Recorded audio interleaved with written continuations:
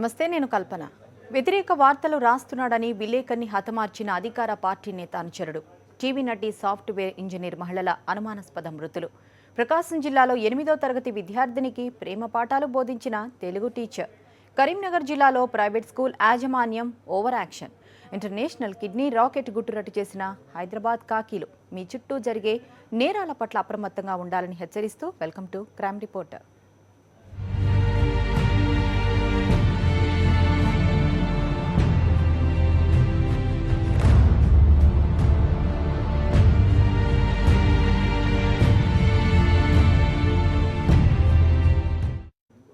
International kidney rocket గుట్టు రట్టయింది. 4 ముఠా సభ్యుల్ని హైదరాబాద్ పోలీసులు అరెస్ట్ చేశారు. ముఠా సభ్యులు బెంగళూరు, హైదరాబాద్కు చెందిన వారిగా గుర్తించారు. శ్రీలంక, ఇరాన్ దేశాల అడ్డాగా ఈ కిడ్నీ వ్యాపారం నడుస్తోంది. ఒక్కో వ్యక్తి రిసీవర్ నుంచి 30 లక్షలు ముఠా వసూలు చేసింది. హైదరాబాద్ నుంచి శ్రీలంక, ఇరాన్లకు తరలివచ్చి ఇప్పటివరకు 10 ఆపరేషన్స్ నిర్వహించారు. నిందితుల దగ్గర నుంచి 9 passports, medical reports, cell phones, ల్యాప్టాప్లు స్వాధీనం చేసుకున్నారు. సమగ్ర విచారణ కోసం కేసును సిసిఎస్కు బదిలీ చేస్తూ ఆదేశాలు జారీ చేశారు. సిటీ పోలీస్ టాస్క్ ఫోర్స్ బృందం 4 కిడ్నీ ట్రాన్స్ప్లాంట్ ర్యాకెట్ కి సంబంధించిన వ్యక్తులను అరెస్ట్ చేశారు. ఈ ట్రాన్స్ప్లాంట్ ర్యాకెట్ ఆపరేషన్ బయట దేశంలో జరుగుతుంది. కొన్ని కేసెస్ శ్రీలంకలో జరిగాయి, కొన్ని కేసెస్ ఇరాన్లో జరిగాయి. ఈ ర్యాకెట్ కి గ్యాంగ్ లీడర్ ఒక డాక్టర్ హృదయ్ సక్సేనా ఉన్నారు. ఆయన ప్రస్తుతం టాస్క్ ఫోర్స్ కస్టడీలో ఉన్నారు. ఈ గ్యాంగ్లో ఉన్న మరో 3 వ్యక్తులు కూడా టాస్క్ ఫోర్స్ కస్టడీలో ఉన్నారు. ఈ ర్యాకెట్ కి మోడస్ ఆపరెండి ఇలాగే ఉంది. Doctor Hriday Saxena sub agents network run చేస్తున్నారు. సబ్ ఏజెంట్ ద్వారా ఫేస్బుక్, సోషల్ మీడియా, తర్వాత డయాలిసిస్ సెంటర్ నుండి ఇన్ఫర్మేషన్ తీసుకుంటున్నారు. Per operation total expenditure 30 lakhs. ఇదిలో donor payment ₹5 lakhs, hospitalisation charges 13 lakhs, travelling, screening test and miscellaneous expenses 1 lakh, agent charges 3 lakhs, profit left with Hriday Saxena 8 lakhs. అంటే per surgery ki, per operation ki 8 lakhs is saving to the leader. ఈ 4 section 19 of AP Transplantation of Human Organ Act 1995 కింద arrest అయ్యారు. దీనిపై latest updates మా correspondent వాసును అడిగి తెలుసుకుందాం. Vasu, kidney racket కు సంబంధించి డీటెయిల్స్ ఏంటి? హైదరాబాద్ పోలీసులు ఏం చెప్తున్నారు? కల్పన, హైదరాబాద్ కేంద్రంగా ఇంటర్నేషనల్ కిడ్నీ రాకెట్ ముఠా గుట్టురట్టును టాస్క్ ఫోర్స్ పోలీసులు రట్టు చేయడం జరిగింది. ఇదే శ్రీలంక, ఇరాన్ దేశాలకు సంబంధించి కూడా శ్రీలంక రాజధాని కొలంబో మరియు ఇరాన్ రాజధాని టెహ్రాన్ లో ఉన్నటువంటి ఒక ప్రైవేట్ హాస్పిటల్ అడ్డాగా చేసుకొని కూడా హైదరాబాద్ కేంద్రంగా కూడా ఎవరైతే కిడ్నీ డోనర్స్ ఉంటారో వారి నుంచి కూడా వీళ్ళకు నకిలీ పాస్పోర్ట్స్, నకిలీ ఐడెంటిటీ కార్డులు క్రియేట్ చేసి ఒక దట్టుగా ఒక డాక్టర్ ఏదైతే షిరిడీకి సంబంధించి మహారాష్ట్ర షిరిడీకి సంబంధించినటువంటి హృదయ్ సక్సేనా అనే ఒక డాక్టర్ తో పాటు రాఘవేందర్, అశోక్ తో పాటు సంజయ్ అనే మరొక పాస్పోర్ట్ బ్రోకర్ ఉన్నారు. వీళ్ళ 4 కూడా ఒక టీమ్ గా ఏర్పడి దాదాపు వీళ్ళందరినీ కూడా శ్రీలంక, ఇరాన్ కు తీసుకెళ్లడం, దాదాపు 30 లక్షల ప్యాకేజ్ డోనర్ సంబంధించి కూడా 30 లక్షల రూపాయలు రిసీవర్ దగ్గర నుంచి వసూలు చేసుకోవడం జరుగుతుంది. ఈ నేపథ్యంలో ఎవరైతే డాక్టర్ హృదయ్ సక్సేనా ఉన్నారో ఇక దాదాపు 8 లక్షలు తీసుకోవడం, మరొక కేవలం డోనర్ కి 5 లక్షలు మాత్రమే చెల్లించడం, ఈ విధంగా ప్రతి ఒక్కరు వాటాలుగా పంచుకొని కూడా ఇప్పటికీ 10కి పైగా ఆపరేషన్స్ సక్సెస్ఫుల్ గా చేసిన నేపథ్యంలో కూడా టాస్క్ ఫోర్స్ పోలీసులు వీటిపైన పక్కా సమాచారం అందుకోవడం జరిగింది. అంతర్జాతీయ మార్కెట్ లో కూడా కిడ్నీలు అమ్ముకుంటున్నటువంటి ముఠా గుట్టురట్టు చేయడం జరిగింది. దాదాపు 4 నెలల్లో తీసుకున్నారు. మొత్తం మీద వీరి వద్ద నుంచి 9 పాస్పోర్ట్లతో పాటు మెడికల్ రిపోర్ట్స్, మరొక చూసినట్టయితే కంప్యూటర్, ప్రింటర్, ల్యాప్టాప్స్, పెద్ద ఎత్తున మొబైల్ ఫోన్స్ కి స్వాధీనం చేసుకోవడం జరిగింది. అయితే ఈ ముఠా వెనకకు సంబంధించి కూడా పూర్తి స్థాయిలో విచారణ సాగించింది. గతంలో కూడా కొలంబో నేపథ్యంలో హైదరాబాద్ కేంద్రంగా అనేక సందర్భాల్లో కూడా హైదరాబాద్ లో ఇలాంటి కిడ్నీ రాకెట్లు గుట్టురట్టైన నేపథ్యం ఉంది. అయితే ఆ ముఠాలకు ఇప్పుడు పట్టుబట్టిన ముఠాకు కొలంబో సంబంధం ఉన్న నేపథ్యంలో కూడా ఇంకేమైనా సంబంధాలు ఉన్నాయన్న కోణంలో ప్రస్తుతం పోలీసులు విచారిస్తారు. పూర్తి స్థాయి విచారణ కోసం ప్రస్తుతం ఈ కేసు సిసిఎస్ సిసిఎస్ కు బదిలీ చేస్తూ కొద్దిసేపటి క్రితమే నగర కమిషనర్ మహేందర్ రెడ్డి ఆదేశాలు జారీ చేశారు. ఈ కేసు పూర్తి స్థాయిలో కూడా విచారణ చేస్తున్నారు. దీని వెనకాల కార్పొరేట్ ఆసుపత్రులకు సంబంధించి కూడా శ్రీలంక, ఇరాన్ దేశాల్లో ఉన్నటువంటి ఆసుపత్రులు కావచ్చు, హైదరాబాద్ సంబంధించినటువంటి ఏమైనా ఆసుపత్రులు కానీ లేదా ఇంకేమైనా మెడికల్ సంబంధించిన సెంటర్లకు ఏమైనా సంబంధం ఉన్న కోసం విచారణ సాగిస్తున్నారు. మరికొద్ది రోజుల్లో కూడా పూర్తి స్థాయి వీరైతే ఈ రోజు ఏదైతే రిమాండ్ చేసినప్పటికీ కూడా మరొకసారి కస్టడీ తీసుకుని నలుగురిని విచారిస్తే కూడా పెద్ద ఎత్తున కూడా మరికొంతమంది ముఠా సభ్యులతో పాటు మరికొంతమంది కార్పొరేట్ ఆసుపత్రుల సంబంధించిన డాక్టర్లు కానీ లేదా ఆసుపత్రులకు సంబంధించిన యాజమాన్యాలు కానీ బయటపడే అవకాశం ఉంది. Kalpana. Right Vasu, thank you.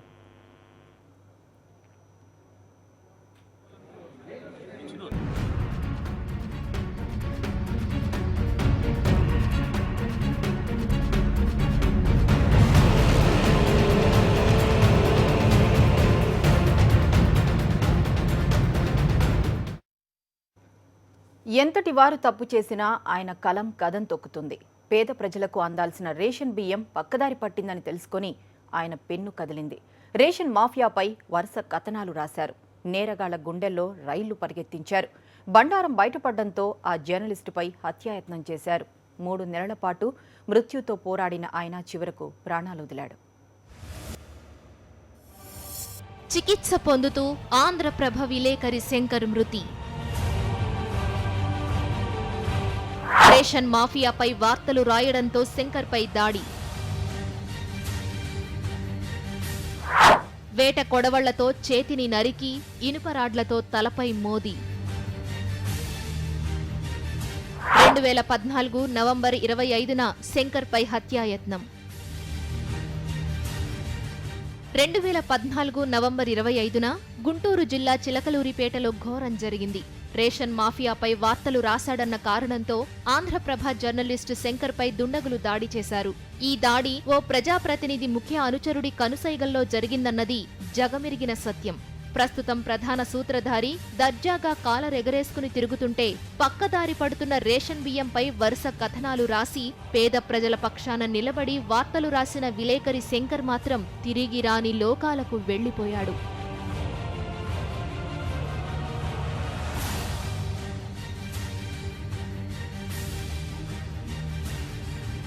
Chilakaluripet Guntur, ప్రకాశం జిల్లాల సరిహద్దులో ఉన్న పట్టణం ఇది. ఆంధ్రప్రభ పత్రికలో జర్నలిస్టుగా పనిచేస్తున్న శంకర్ 2014 నవంబర్ 25న ఎప్పట్లాగే డ్యూటీ ముగించుకుని రాత్రి 9:30 గంటలకు ఇంటికి చేరాడు.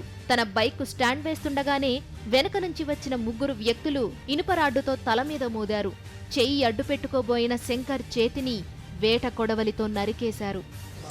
చిలకలూరుపేట టౌన్ విలేకరైనటువంటి ఆంధ్రప్రభ విలేకరైనటువంటి శంకర్ అనే వ్యక్తి తన నివాసం దగ్గరికి వచ్చి బండి దిగి వెళ్ళిపోతుంటే ఎవరో గుర్తు తెలియనటువంటి కొంతమంది వ్యక్తులు గతంలో ఉన్నటువంటి ఏమైనా కక్షల ద్వారా కానీ ఏమైనా మనస్పర్ధలు ఏదైతే కారణాలు ఇంకా తెలియలేదు వాటి మనసులో పెట్టుకొని వచ్చి కొంతమంది వ్యక్తులు దారుణంగా దాడి చేసి అంటే కర్రలతో కానీ ఏదైనా రాడ్లతో కానీ చేసి ఉండొచ్చు చేసి బాగా దారుణంగా గాయపరిచి వెళ్ళిపోయారు.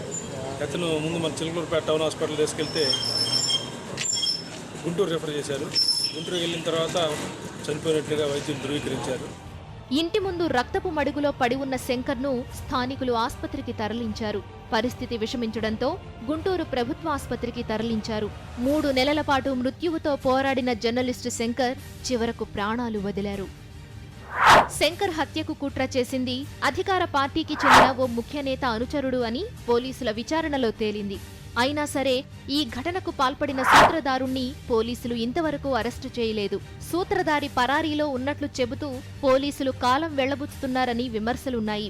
శంకర్ హత్య వెనుకున్న సూత్రధారుణ్ణి వెంటనే అరెస్టు చేయాలని ప్రజా సంఘాలు, జర్నలిస్టు సంఘాలు, మానవతావాదులు డిమాండ్ చేస్తున్నారు.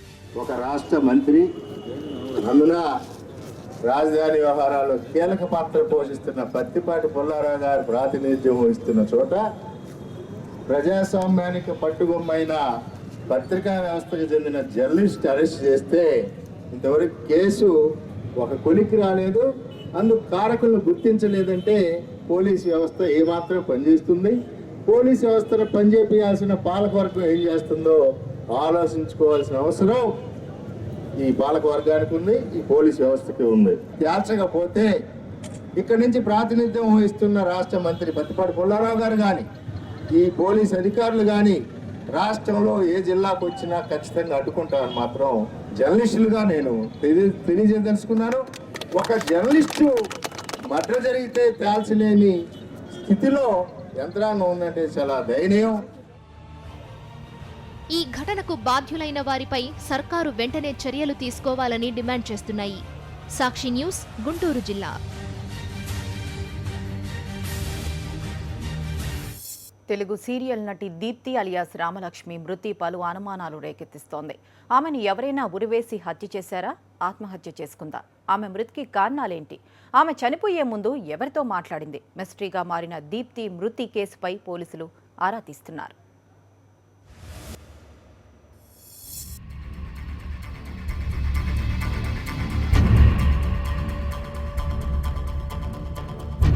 బుల్లితెరపై అద్భుత నటనతో తెలుగువారి మనస్సును దోచుకున్న దీప్తి అలియాస్ రామలక్ష్మి అనుమానాస్పద మృతి ప్రేక్షకుల్లో విషాదం నింపింది. పశ్చిమ గోదావరి జిల్లా తణుకుకు చెందిన అప్పలనాయుడు కుమార్తె బిడగడం రామలక్ష్మి సినిమా అవకాశాల కోసం 10 ఏళ్ల కిందట హైదరాబాద్ వచ్చింది. పేరును దీప్తిగా మార్చుకుంది. అందివచ్చిన సీరియల్స్ అవకాశాల్లో నటిస్తూ తెలుగువారి ఆదరణ చూరగొంది. ఆడదే ఆధారం, ఆహ్వానం, లక్కీ లక్ష్మి వంటి సీరియల్స్లో నటించిన దీప్తి అర్ధాంతరంగా తనువు చాలించింది.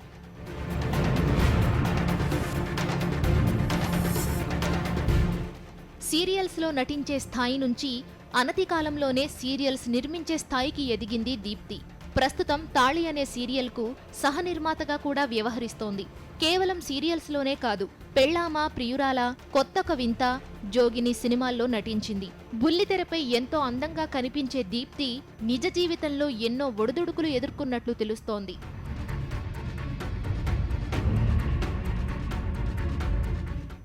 ఏడేళ్ల కిందట విజయనగరం జిల్లా పార్వతీపురానికి చెందిన పెయింటర్ శంకర్ని పెళ్లి చేసుకుంది. వారికి 5 ఏళ్ల కొడుకు. భర్త శంకర్ వేధిస్తున్నాడంటూ సనత్ నగర్ పోలీస్ స్టేషన్లో ఫిర్యాదు చేసింది.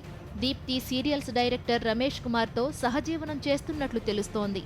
ఈ విషయం తెలుసుకున్న రమేష్ భార్య, నా కాపురంలో నిప్పులు పోస్తావా అంటూ దీప్తిని నిలదీసినట్లు తెలుస్తోంది.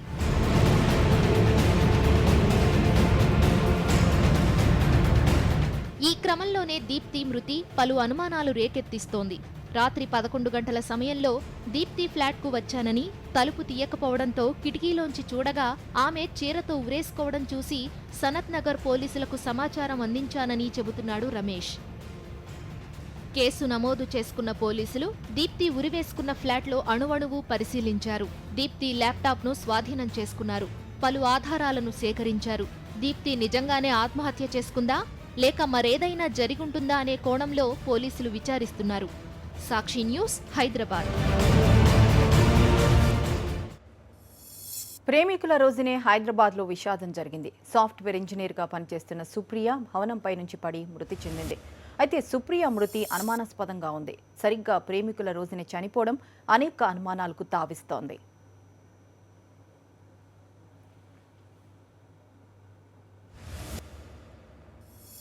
హైదరాబాద్ యాప్రాల్లోని సాయి కృపా కాలనీలో ఉంటున్న మాజీ సైనికుడు సుదర్శన్ కూతురే సుప్రియ. 23 ఏళ్ల వయసు. మాదాపూర్ సైబర్ పెరల్లోని అసెంచర్ కంపెనీలో సాఫ్ట్వేర్ ఇంజనీర్గా పనిచేస్తోంది. ఇదే కంపెనీలో సాఫ్ట్వేర్ ఇంజనీర్గా పనిచేసే సాయి కిరణ్తో ప్రేమలో పడింది. సాయి కిరణ్ తండ్రి ఆరోగ్యం బాగా లేకపోవడం, ఆర్థిక ఇబ్బందులతో ప్రియురాలితో సరిగ్గా ఉండడం లేదు. ఇద్దరి మధ్య దూరం పెరిగింది. శుక్రవారం సాయంత్రం విధులకు వెళ్లిన సుప్రియ రాత్రి 12 గంటలకు ఆఫీస్ నుంచి బయటకు వచ్చింది. నేరుగా సాయి కిరణ్ వద్దకు వచ్చి గొడవ పడినట్లు తెలుస్తోంది. తిరిగి ఇద్దరూ కంపెనీలోకి వచ్చారు. అనంతరం బయటకు వెళ్లిన సుప్రియ రాత్రి 1:30 సమయంలో భవనం కింద పడింది. సిబ్బంది గమనించి వెంటనే మాదాపూర్లోని ఓ ప్రైవేట్ హాస్పిటల్కు తీసుకువెళ్లారు. చికిత్స పొందుతూ కొద్దిసేపటికే మృతి చెందింది. సుప్రియ ఆత్మహత్య చేసుకుందా, ప్రమాదవశాత్తు పడిందా అనే విషయం పోస్టుమార్టం రిపోర్ట్తో తేలుతుందని పోలీసులు అంటున్నారు. సాయి కిరణ్ను అదుపులోకి తీసుకుని విచారిస్తున్నారు. అతడి సెల్ ఫోన్ స్వాధీనం చేసుకున్నారు. సుప్రియ స్నేహితులను విచారిస్తున్నారు. ఘటనా స్థలంలో పలు ఆధారాలను సేకరించారు. సీసీ కెమెరా ఫుటేజ్లను పోలీసులు పరిశీలిస్తున్నారు.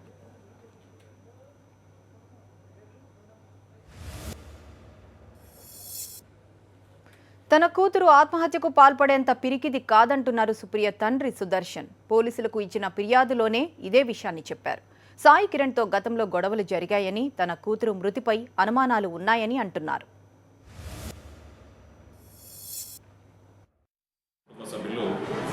అమ్మాయి సస్పెన్స్ డెత్ మీద కంప్లైంట్ ఇవ్వడం జరిగింది.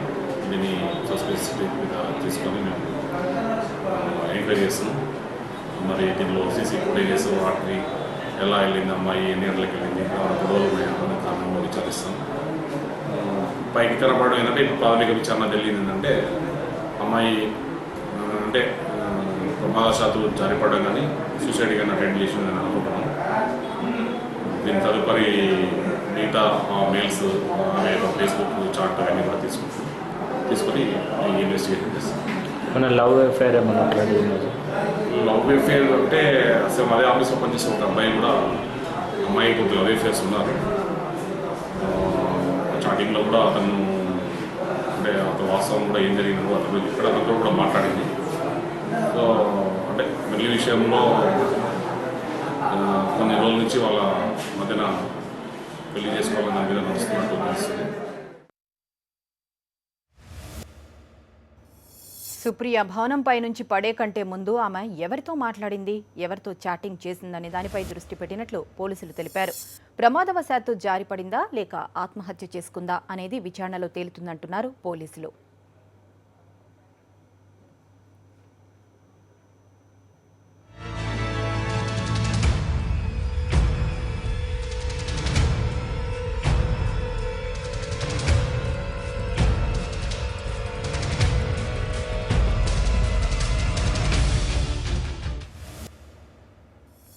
సుప్రియ మరణాన్ని కుటుంబ సభ్యులు జీర్ణించుకోలేకపోయారు. ఉన్నత చదువులు చదివి మంచి ఉద్యోగంలో స్థిరపడిందనుకుంటున్న సమయంలో సుప్రియ తిరిగిరాని లోకాలకు వెళ్లడాన్ని తల్లిదండ్రులు తట్టుకోలేకపోయారు.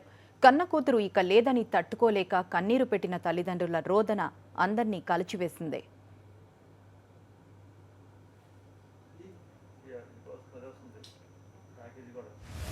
మీరు చూస్తుంది కరీంనగర్ జిల్లా జగిత్యాల్లోని Bharat concept school. First class నుంచి 10th వరకు ఇక్కడ పాఠాలు బోధిస్తారు.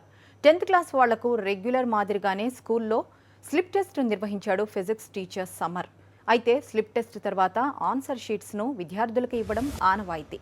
అలాగే ఫిజిక్స్ స్లిప్ టెస్ట్ ఆన్సర్ షీట్స్ను 10th క్లాస్ అమ్మాయి సింధూజ కూడా దగ్గరుంచుకుంది. నిన్న ఆన్సర్ షీట్స్ను సమర్ తిరిగి ఇవ్వాలని విద్యార్థులను అడిగాడు. అయితే ఆన్సర్ షీట్స్ మిస్ కావడంతో సింధూజ వాటిని ఫిజిక్స్ టీచర్కు చూపించలేకపోయింది.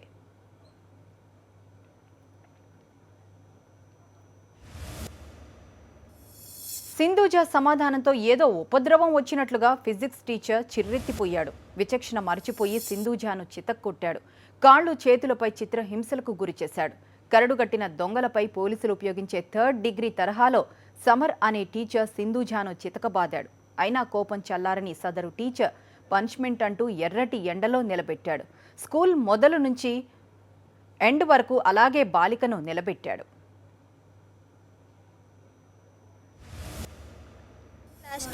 క్లాస్కి వెళ్ళేసరికి క్లిప్పర్స్ పేపర్స్ అవి అని అన్నాడు. అంటే సార్ అవి దొరకలేవు అని అంటే ఎందుకు దొరకాయి, ఎత్తుకుతే కదా దొరికేది అనుకుంటాను. సార్ ఎత్తుకినా సార్ ఇంట్లో అని అంటే స్టిక్ తెప్పండి అనుకుంటాను. స్టిక్ తోటి ఒక 20 times కొట్టింది. 20 times కొట్టినాక మోకాళ్ళ పైన నిలిచబెట్టింది సన్లైట్కి. నిలిచబెట్టినాక మమ్మీని పిలిచారు. మమ్మీ వచ్చేసరికి మోకాళ్ళ పైన ఉన్నసరికి 0 marks చేస్తా నువ్వు ఫెయిల్ అవుతావు అనుకుంటున్నావు. నేను ప్రాజెక్ట్స్ అన్నీ చేసిన సార్, అయినా నువ్వు ఫెయిల్ అవుతావు అనుకుంటున్నారు. స్టిక్ పట్టి కొట్టినాక ఇంటికి వచ్చినాక అన్నయ్య చూసిండు. ఏమైంది చేత్తు అని అంటే ఇట్లా కొట్టిండు అన్న వాళ్ళు అన్నయ్య వెళ్ళినాక ఈ మమ్మీ కూడా మాట్లాడింది. ఇట్లా ఎందుకు కొట్టిరు అంటే ఇద్దరు కలిసి గంగలు దులుకురు అనుకుంటున్నారు సారు. ఈ విషయం తెలుసుకున్న బాధిత విద్యార్థిని తల్లిదండ్రులు స్కూల్కు చేరుకున్నారు. ఇంత దారుణంగా పనిష్మెంట్ ఇస్తారా అని స్కూల్ యాజమాన్యాన్ని నిలదీశారు. సార్ మాకు హెల్త్ బాగాలేదు సార్, హెల్త్ బాగాలేక మేము 2 నెలలు పంపించలేదు స్కూల్కు. పంపించకపోతే నీ బిడ్డ స్కూల్కి వస్తలేంటే సార్ మంచిగా లేదు పంపించాను అన్నలు పోయినాక ఫీజు కావాలి సార్ సింధూజ అంటే నా పుస్తకాలు అమ్మి నేను ఫీజు కట్టొచ్చారు ఏమేమో అమ్మకు ఫీజు కడతలేదు, నేను చచ్చిపోతాను, నేను ఎందుకు బతికి చదువుడు ఎందుకని చేతి కూడా కోసుకుంది సార్ చచ్చిపోతాను. ఆ వారికి నేను స్కూల్కి వరకల్లా చెప్పింది, మేడం మీ బిడ్డ చేతి కోసుకుందంటే మరి ఏం చేసారు మేడం, మీరేం ఫీజు తెమ్మనమాట మా ఇంటి లేకపోతే మా ఆయన చేతి తిరిగింది, పైసలు లేవు ఇట్లా అయింది మేడం అంటే కూడా సరే అన్నది ఊపుకుంది. మళ్ళీ ఇవాళ క్లాస్కు నేను అద్దన్న సార్ ఇవాళ నీకు చేతనైతే పోకు క్లాస్కు అంటే సార్ వచ్చి ఇంటికి వచ్చి తోలుకపోయి కొట్టిండు సార్, ఇంటికి వచ్చి తీసుకుపోయింది సార్ వచ్చి సార్ వచ్చి తీసుకుపోయి కొట్టింది నేను చూడలేదు. పనిష్మెంట్ పేరుతో 3rd డిగ్రీ తరహాలో చితకబాదిన ఫిజిక్స్ టీచర్ను మందలించడం మాని గొప్ప పని చేసిన వాడిగా ఫీల్ అయ్యారు స్కూల్ యాజమాన్యం. బాధితురాలి ఫ్యామిలీతో స్కూల్ అధికారులు అమర్యాదగా మాట్లాడారు. మీ అమ్మాయి ఎలాగూ పాస్ అవుతుందో చూస్తామంటూ హెచ్చరించారు. ఎలాగూ పాస్ కాదు, ఇంకేం మాట్లాడతారని కామెంట్ చేశారు. విషయం తెలుసుకుని స్కూల్ దగ్గరకు చేరుకున్న మీడియా ప్రతినిధులను చూసి మాట మార్చాడు స్కూల్ ప్రిన్సిపల్. ఉదయం 6 గంటలకే ఎండ ఎక్కడ ఉంటుందని సెటైర్లు వేశాడు. కొట్టిన వాళ్ళని గట్ల ఎందుకు సార్ ఎందుకు నిలిచిన పడుతున్నారు మీరు ఎవరు? మీ బిడ్డ చదువుతలేదు, సిప్లెస్ లేదు, మీ బిడ్డకు మార్కులు తక్కువ అవుతున్నా, మీ బిడ్డ పాస్ కాదు ఫెయిల్ అవుతుంది అని వాళ్ళు సార్ గట్ల ఎందుకు మాట్లాడుతుంటే మీ బిడ్డ ఫెయిల్ అయితే ఫెయిల్ పాస్ అయితే పాస్ అవుతుంది సార్, మీరు అట్లా నిలిచిన తప్పు నేను అంటే మీరిద్దరు గంగలవాడు తిరుపతి మా స్కూల్ చెడ్డ పేరు వస్తుంది, నా జాబ్ పోతుంది, నన్ను పోలీసులు పట్టుకపోతారు అట్లా ఇట్లా అన్నాడు సార్. ఆయన అన్న వాళ్ళని ఇంటికి వచ్చే వరకు మా కొడుకు చూసి నువ్వు ఇట్లా చేస్తున్నావు, నువ్వు వాళ్ళకన్నా చెప్పుకోపో, ఏం కాదు చెప్పుకోపో అని కూడా అన్నాడు సార్. అన్నోళ్ళు నేను పనికొచ్చరకులేమే నేను ఏమన్నాడు చచ్చిపోతున్నా, నన్ను అందరు మూట నీరు పెట్టి కొట్టిండని ఆమె ఎటో పోయింది. వచ్చరకులు ఇంటికాడ లేకపోతే మళ్ళీ కొడుకు పోయి తోలుక. విద్యాబుద్ధులు చెప్పాల్సిన టీచర్ గాడి తప్పింది. పాఠాలు నేర్పాల్సిన ఉపాధ్యాయురాలు ప్రేమ పాఠాలు చెప్పడం వివాదానికి కారణమైంది. ఈ ఘటన ప్రకాశం జిల్లా కొండపి గురుకుల పాఠశాలలో కలకలం రేపుతోంది. ప్రేమికుల దినోత్సవం సందర్భంగా తెలుగు టీచర్ 8వ తరగతి విద్యార్థినులకు ప్రేమ పాఠాలు ప్రబోధించింది. ఈ విషయం కాస్త ప్రధానోపాధ్యాయుడి దృష్టికి వెళ్లడంతో సదరు టీచర్ను నిలదీశాడు. దీంతో మనసు నొచ్చుకున్న ఆ టీచర్ ప్రధానోపాధ్యాయుడు వేధిస్తున్నాడంటూ పోలీసులకు ఫిర్యాదు చేసింది. విద్యార్థులను విచారించిన పోలీసులకు ఉపాధ్యాయురాలు ప్రేమ పాఠాలు చెప్పినట్లు వెల్లడైంది. విద్యార్థులే ప్రేమికుల దినోత్సవం ప్రస్తావన తీసుకుని రావడంతో ప్రేమ గురించి మాట్లాడానంటోంది ఉపాధ్యాయురాలు.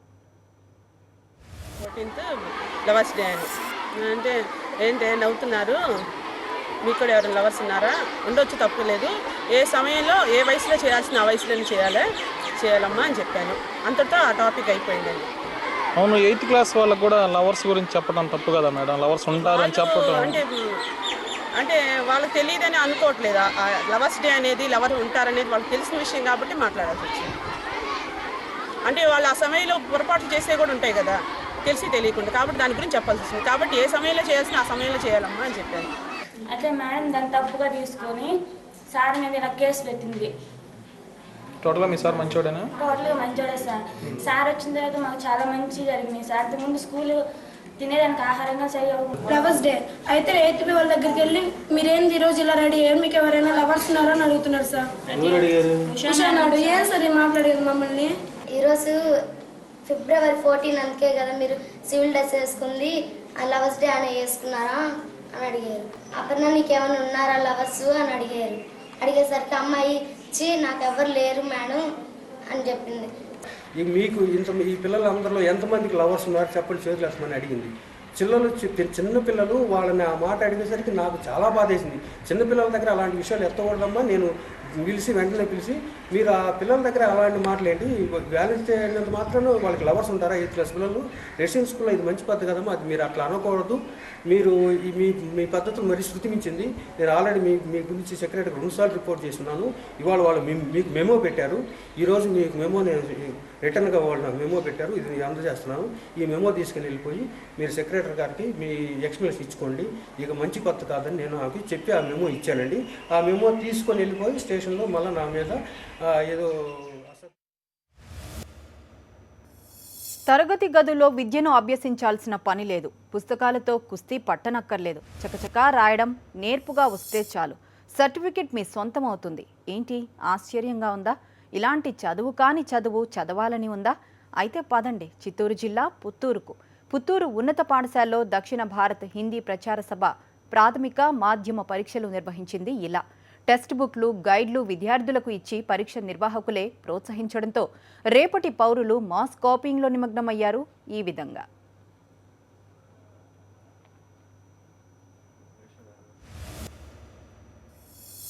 మొబైల్ గ్యాంబ్లింగ్ ఆడుతున్న 13 మందిని అనంత పోలీసులు అరెస్ట్ చేశారు. హిందూపురం రూరల్ PS పరిధిలోని కొడికొండ చెక్పోస్ట్ దగ్గర నిందితులను అదుపులోకి తీసుకున్నారు. వారి వద్ద నుంచి 6 లక్షల నగదు, 4 కార్లు స్వాధీనం చేసుకున్నారు. నిందితులంతా హిందూపురం, కర్ణాటకకు చెందిన వారని పోలీసులు తెలిపారు. వీళ్లు వాహనాల్లో సంచరిస్తూనే గ్యాంబ్లింగ్ ఆడుతున్నారని పోలీసులు వెల్లడించారు.